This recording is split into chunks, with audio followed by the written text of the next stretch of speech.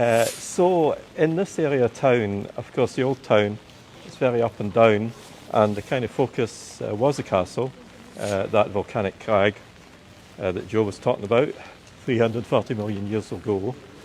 And the town, the merchant town of Edinburgh developed from that focal point of the castle, and it kind of grew downwards, down the hill, and expanded over the years. And we did have a word about it being a merchant city with a great trading focus, exports and imports, and quite wealthy people. It's a UNESCO World Heritage Site, and the architecture is protected, very ancient, beautiful architecture. And we're coming to a most amazing residential area called Ramsay Gardens, and I'm just going to move us down a little bit. You can enjoy the stairways that you can see over there on the left hand side, and the nice flower boxes there. And I've got a friend called Robert Ramsay, would you believe, who has got an apartment in Ramsey Gardens, which is going to be available for people staying in, and it has most wonderful views over Edinburgh, panoramic views, and it connects with Patrick Geddes again. I'm just going to walk us down a little bit further. Patrick Geddes, sociologist, town planner, was very aware of what made a good residential area, not the sort of person who would want to have people living too close to each other, who would want space for people to enjoy and all the human needs that we have. This is what was called the Goose Pie House, and it was really built for Alan Ramsay, who was a bookseller, a writer and a poet, who was one of the great figures of Edinburgh's literary connection, this also being a city of literature. And his son, also called Alan Ramsay, developed this building, this house, and it was a kind of derogatory term actually to call it a goose pie. Originally there was a house in London which was criticised as being very uneven and quirky, but today I think goose pie is quite a nice name to have, and you can see the 8-walled building, and if you turn around towards the complex, as you can see, you might actually see there's a cat just about to jump off the roof of that building, and the goose pie is just behind there. Okay, so it was a very ancient place before Patrick Geddes came along, and it was quite open. There was open areas on this north slope of the Royal Mile of Edinburgh's Old Town, and as time went on, Patrick Geddes, of course, didn't want people to desert the Old Town, make it a nice place to stay, and developed the area around Alan Ramsay's house to be the complex you can see today. It's most magnificent.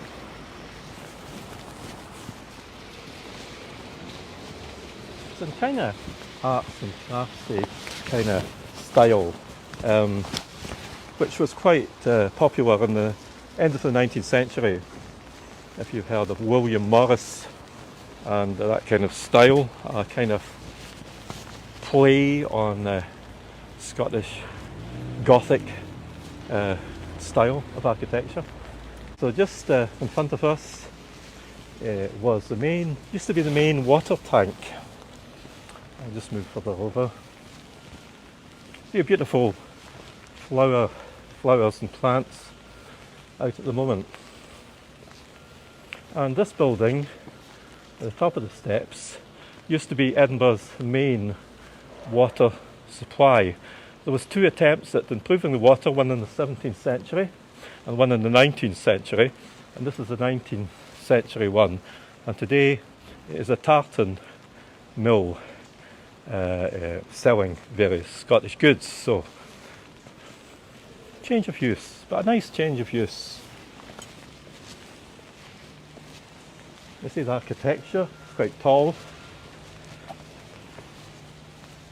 because Edinburgh's old town was very overcrowded and the demand to stay here meant that they had to build high. Sometimes you get about 30 people sharing one room, would you believe? Phenomenal. Ahead of us is the Witchery. It's a famous restaurant. I believe it's 5 stars. You go in there and it's got one of the biggest, if not the biggest selection of wine in any restaurant in Edinburgh.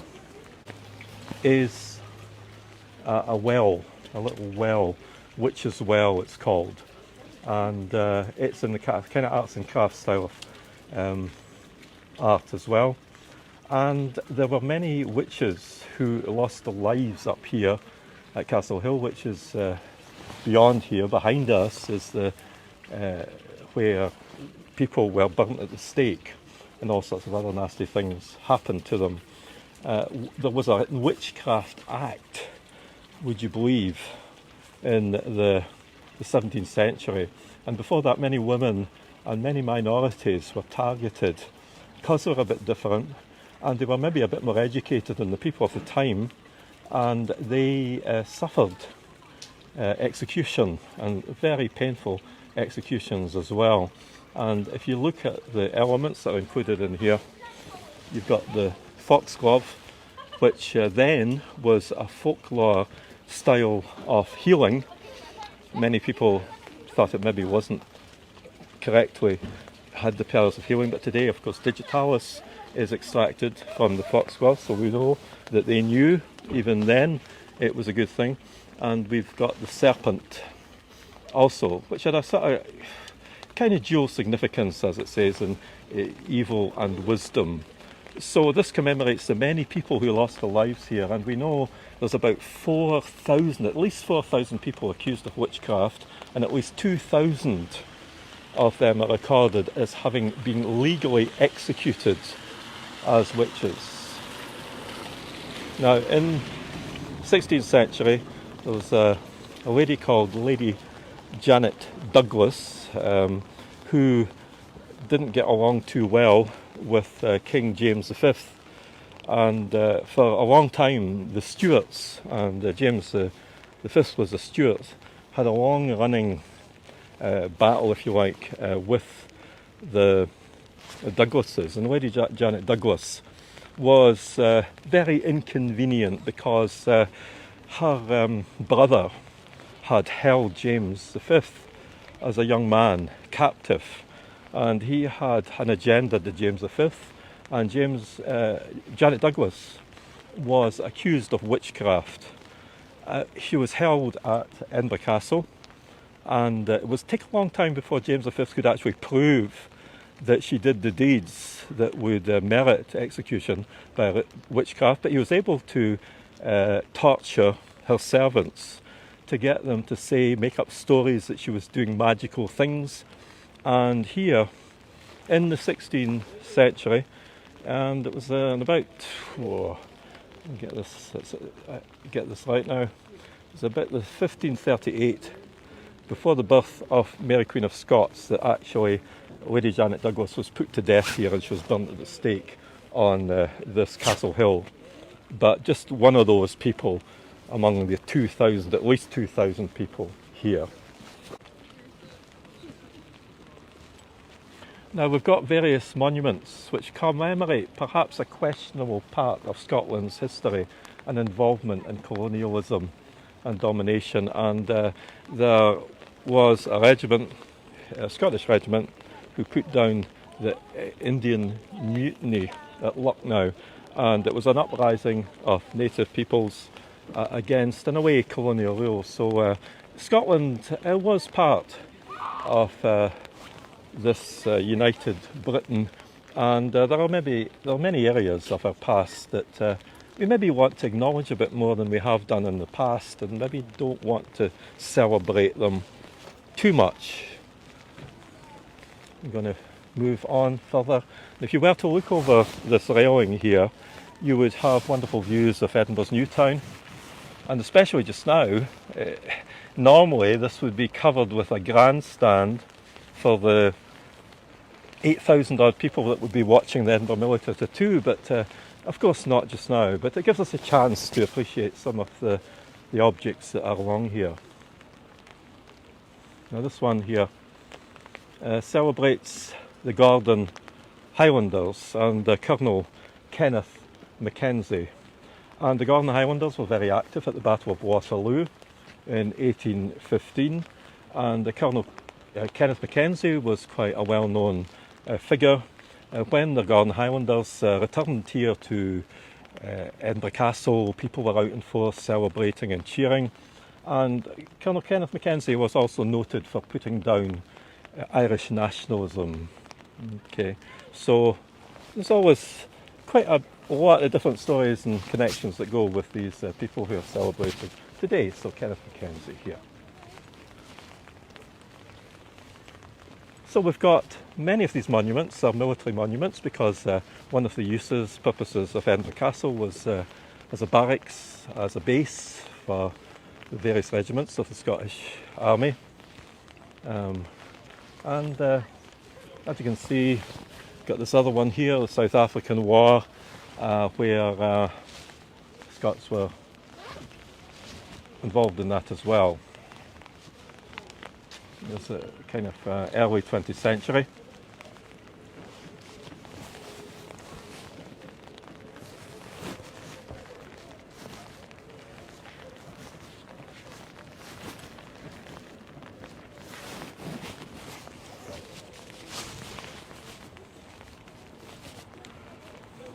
And here we've got one of these statues of people connected with the monarchy, and this was the second son of King George III, and he was Frederick, Duke of York. You may have heard the children's nursery rhyme, Grand Old Duke of York. He had 10,000 men, he marched them up the top of the hill and he marched them down again. Now this was really a play, a dig at this man who was seen as very incompetent as a military leader, who had disastrous standoffs with the French. And so who knows whether that's justified. He was also a figure of fun, caricaturised by James Gilroy, the cartoonist of the 19th century. Mike, who's the current Duke of York?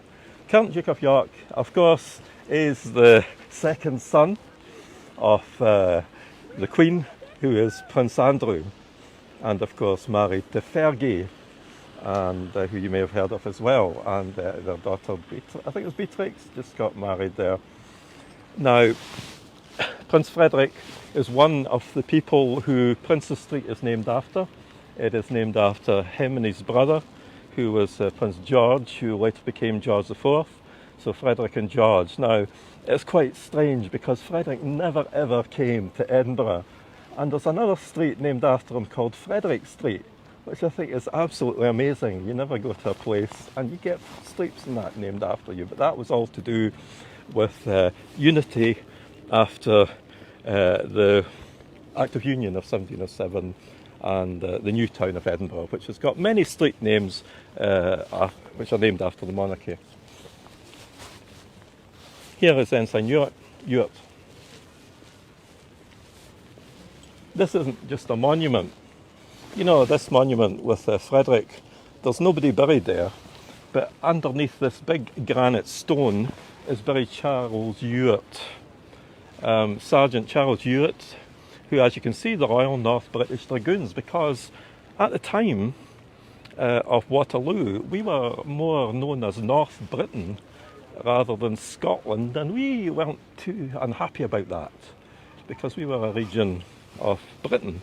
But then, as time went on, people wanted to engage more with the Scottish identity, so that Royal North British Dragoons today would be known as the Royal Scots Greys, which were active at Waterloo. And Ensign Ewart is well known for grabbing the eagle and standard of the French with hand-to-hand fighting. Very brave person. He was a very tall, muscular man. And today that eagle and standard can be viewed in Edinburgh Castle, in the 45th Regiment of Foot of the French army at Waterloo. Now, his body didn't go here to begin with. It went to Salford in England because He lived in Salford after he came back, but he was much lauded by Sir Walter Scott, and here today there is a famous pub named after Ensign Ewart, called the Ensign Ewart. Strangely enough.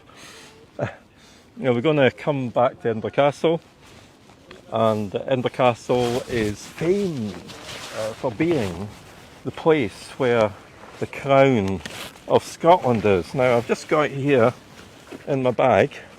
You don't believe me, I've got the crown of Scotland in here. I'm just about to take it out so let you have a look at. And here it is. Now, this is one of the amazing things that people come and visit Edinburgh Castle to see, and it was modelled by James V, who I talked about earlier, who was the father of Mary Queen of Scots, really to be worn at the marriage of him to his second wife, who was Mary of Guise, and it dates back to the 16th century. It's the second oldest crown jewels, next to the Hungarian crown jewels.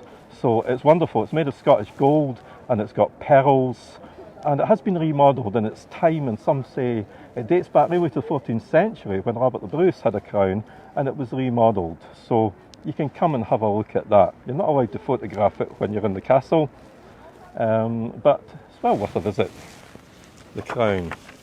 Now, I'm going to wind up with a little story here, historical story. I don't know if you're familiar with Game of Thrones. I'm watching it just now, would you believe, for the first time, and I'm really enjoying it, surprisingly, because it's got there's a lot of violence and other stuff in it that I don't really like very much, but the storyline is very Shakespearean and the acting is so strong that it really hooks you. And there was an event here in Edinburgh Castle in 1440, which was a basis for one of the plot lines of Game of Thrones, and it was called the Black Dinner. And it was when a young James II, at the age of only 9, hosted a meeting with two of the Douglas family, including the 6th Earl of Douglas. And again, of course, the Douglases were a bit of a bane in the flesh to the governor of Edinburgh Castle, who was Sir William Crichton and Alexander Livingston. And funnily enough, James Douglas, who was the great uncle to the young boys who were invited here, were seen as threats to the holding of the just power in Edinburgh. So there was a black bull's head brought in to dinner, which was a sign, a nil sign, that there was badness coming. And these two boys, much to the distress of the young 9-year-old James II, were taken out into a courtyard and executed. They were losing their heads. And if you think of the Red Wedding in Game of Thrones, that was the association there.